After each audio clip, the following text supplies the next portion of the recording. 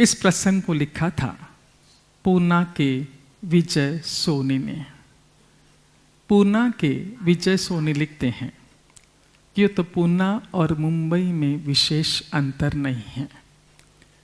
अंतर है तो सिर्फ इतना कि पूना है शांत और स्वस्थ, मुंबई है अशांत और अलमस्त।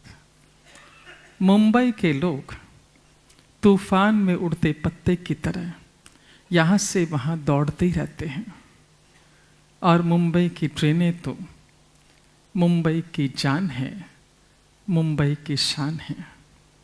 कितना अजीब लगता है ना जब ये सुनते हैं कि 9 बजे तो चली गई होगी, 9:05 की पता नहीं समय पर आती है कि नहीं आती, और 9:15 वाली मिलती है कि नहीं मिलती। लिखते हैं विजय सोनी। एक दिन की बात, मैं मुंबई के दादर स्टेशन पर बैठा हुआ था। दादर स्टेशन व्यस्ततम स्टेशन है। आप किसी भी वक्त वहाँ पर जाइए, आपको कुंभ के मेले जैसी भीड़ दिखाई देगी, लोग ही लोग दिखाई देंगे।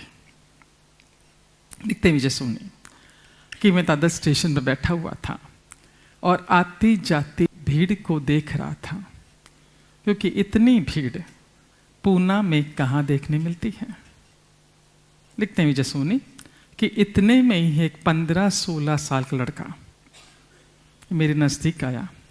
हाथों में जूते पॉलिश का सामान था। मुझसे बोला, बाबूजी जूते पॉलिश करवा लीजिए ना, चमका दूंगा। मेरी मंशा नहीं थी, मैंने उसे मना कर दिया। 4-5 बार उसने दोहराया। जब वो पीछे ही पड़ गया कि बाबूजी जूते पॉलिश करवा लीजिए, चमका दूंगा, मैं मना नहीं कर पाया। मैंने हामी भर दी, और जो ही मैंने हामी भरी उसने पॉलिश का स्टैंड नीचे रखा, मैंने अपना पैर उस पर धर दिया और उसने पॉलिश करनी शुरू की। लेकिन मैंने देखा कि मुंबई वालों की स्फूर्ति उसके हाथ में नहीं थी। धीमे धीमे जूतों को पॉलिश कर रहा था। मैंने उससे कहा, भैया जल्दी कर, फुर्ती से कर।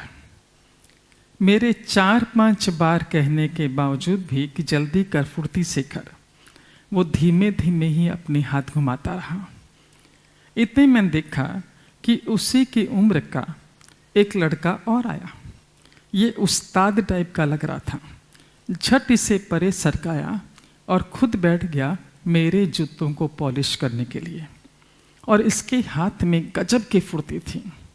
झट मेरे जूते चमका दिए, और मेरे भीतर भाव चल रहा था कि कितना तेज है। उस सीधे से लड़के को तो साइड में पटक दिया और खुद यहाँ पर मेरे जूते पॉलिश करने बैठ गया। इतने मेरे जूते पॉलिश हो गए।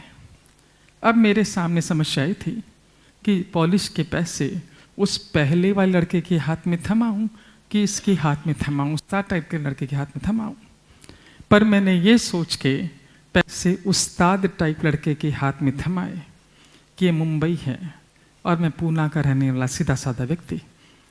यदि मैं उस सीधे सरल लड़के के हाथ में, पहले वाले लड़के के हाथ में पैसे थमाता हूँ, तो ये उस्ताद जैसा तेज लड़का दिखाई दे रहा है, पता नहीं मेरी क्या गति करते हुए, और वो तो सीधा सा लड़का है, वो मेरा कुछ बिगाड़ नहीं सकता। इस भाव के साथ मैंने जो उस्ताद टाइप लड़का था उसके हाथ में पैसे थमा दिए, और मैं देखकर ये दंग रह गया कि उसने मेरे हाथ से झट पैसे लिए और उसी दम उस पहले वाले लड़के के हाथ में सारे पैसे थमा दिए और उसकी पीठ थपथपा के उसे रवाना किया। ये देखकर मैंने उस उस्ताद टाइप लड़के से पूछा, भैया ये क्या नाटक है? बोला कि साहब ये किशन है, 6 महीने पहले चलती ट्रेन से इसका एक्सीडेंट हो गया था। अभी पिछले 15-20 दिनों से ही ये वापस काम पर आया है। 4-5 महीने से ये अस्पताल में था। वो तो अच्छा वही बच गया, वरना इसके घर में इसकी बूढ़ी माँ है, 3 जवान बहनें हैं, पता नहीं उसका क्या होता।